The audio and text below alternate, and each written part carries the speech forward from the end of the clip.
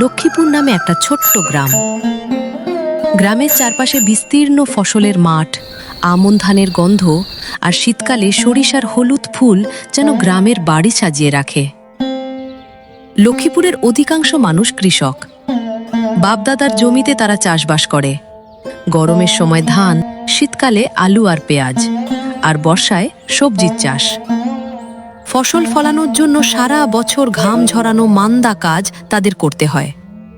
কিন্তু ফসল যখন পাকে, তখন তাদের আনন্দ বেশিক্ষণ টেকে না, কারণ ঠিক করে দেওয়া একটা বড় অঙ্কের কাঁটা তাদের হৃদয়ে বিঁধে যায়।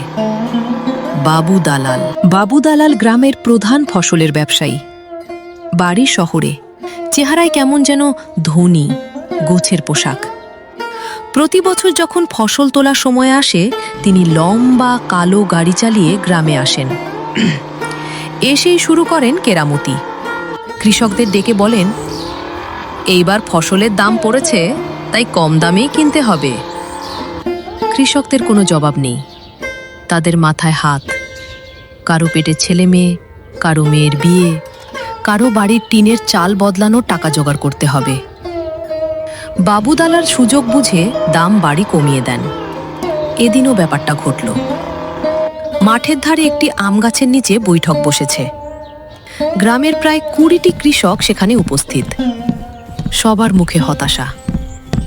বাবু দালাল এসে এক চেহারায় হাঁক দিয়ে বসলে, ভাইরা শুনে রেখো, এবছর আলুর দাম মাত্র 5 টাকা কেজি। যদি বেশি দাম চাও তাহলে নিজেরা বাজার গিয়ে বিক্রি করে নাও।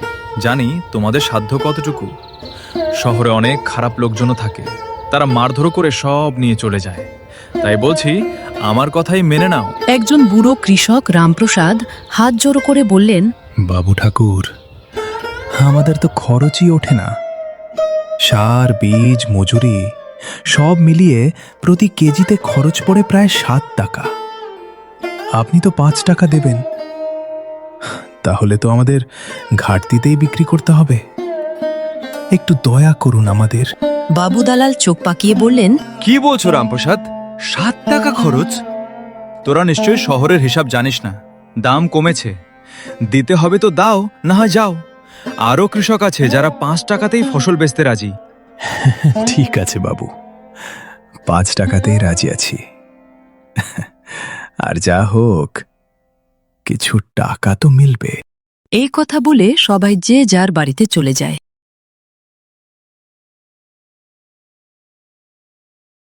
বাড়িতে গিয়ে রামপ্রসাদ মন মরা হয়ে বসে থাকেন। তার স্ত্রী জিজ্ঞেস করেন, কি হয়েছে গো, তুমি এভাবে বসে আছো কেন? মহাজন কি বললেন? এবার কি তিনি ফসলের দাম বাড়িয়ে দিবেন? ছেলের কিছু জামা কাপড় কিনতে হবে, আর কিছু বইও কিনতে হবে। না গো গিন্নি, মহাজন বলেছেন এবার 5 টাকা করে কিলো দিতে হবে। কি বলছো এইসব? তাহলে আমরা ফসলের দাম দিব কিভাবে? আর আমরা সারা বছর কিভাবে বেঁচে থাকবো? পাশ থেকে তার ছেলে বলে উঠল, বাবা, এই বাবু দালাল এত বড় অধিপতি কেন? আমরা যদি তার বিক্রি না করে সরাসরি বাজারে ফসল নিয়ে যাই, তাহলে কি ভালো দাম পাবো না? বাবা, তুই কিছু জানিস না।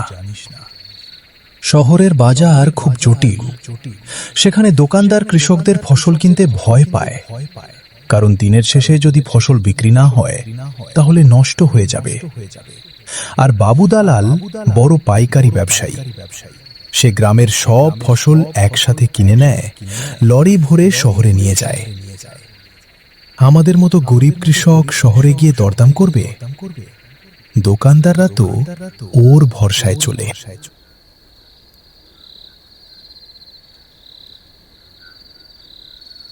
সেদিন রাতে মোহন মাঠের এক কোণে বন্ধু সুজিতের সাথে দেখা করল। সুজিত গ্রামেরই ছেলে, কিন্তু কাজের সূত্রে প্রায় শহরে যাতায়াত করে।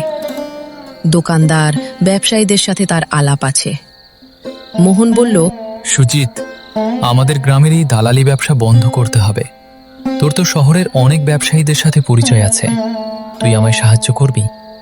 দেখ মোহন, এটা সহজ ব্যাপার না, তবে তোর বুদ্ধি ভালো। আমি তো শহরে কয়েকজন ছোট দোকানদারকে চিনি, ওরা প্রতিদিন তাজা সবজির খোঁজ করে। যদি আমরা সরাসরি ওদের কাছে ফসল পৌঁছে দিতে পারি তাহলে এই সমস্যার সমাধান হয়ে যাবে। দুই বন্ধু পাকা কথা করল, পরিকল্পনা আঁটল। তারা একদিন শহর ঘুরে বাজারের অবস্থা দেখবে, দোকানদারদের সাথে কথা বলবে এবং কৃষকদের সংগঠিত করবে। সব কথা পাকা করে তারা যে যার বাড়িতে চলে যায়।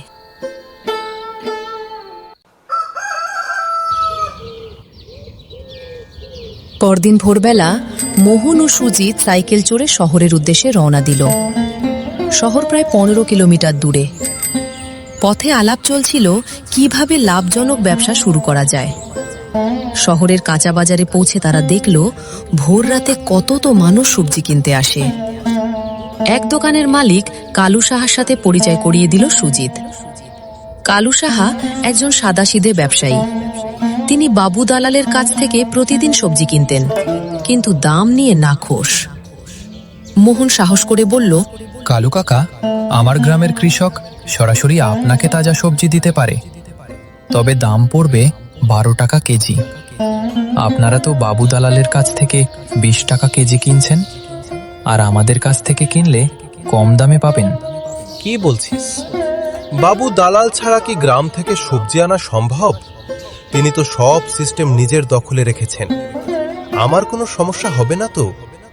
আপনি শুধু অর্ডার দিন, আমরা ঠিকমতো সাপ্লাই দেব। বাবু দালালের কোনো ক্ষমতা নেই যে নিষেধ করবে। আচ্ছা, তোরা যেহেতু বলছিস তাহলে আমি রাজি। তবে প্রথম 2 সপ্তাহ ট্রায়াল হিসাবে কম মালামাল নেব। যদি ভালো মানের সবজি পাই তবে নিয়মিত অর্ডার করব। কথাবার্তা পাকা করে তারা রওনা দিল গ্রামের দিকে। রাতে কৃষকদের ডাক দিল। সেখানে গিয়ে বিস্তারিত খোলাসা করল। আমরা এখন থেকে আর বাবু দালালের চাকর নই। আমরা গ্রুপ করে ফসল চাষ করব, একসাথে প্যাক করব এবং সরাসরি শহরের দোকানদারদের পাঠাবো। শুরুতে সবাই ভয় পেলেও মোহনের জেদ ও সুজিতের সমর্থনে রাজি হল।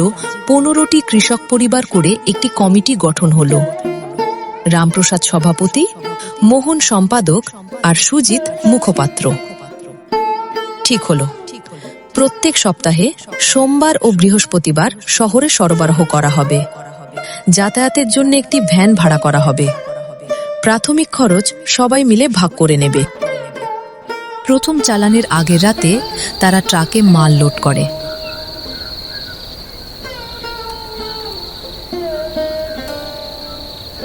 যে যার বাড়িতে চলে যায়। সুজিত মোহনদের বাড়িতেই থেকে যায়।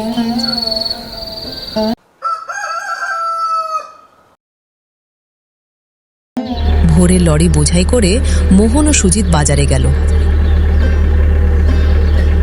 কালু সাহা ও অন্য দোকানদাররা সবজির মান দেখে সন্তুষ্ট হলো।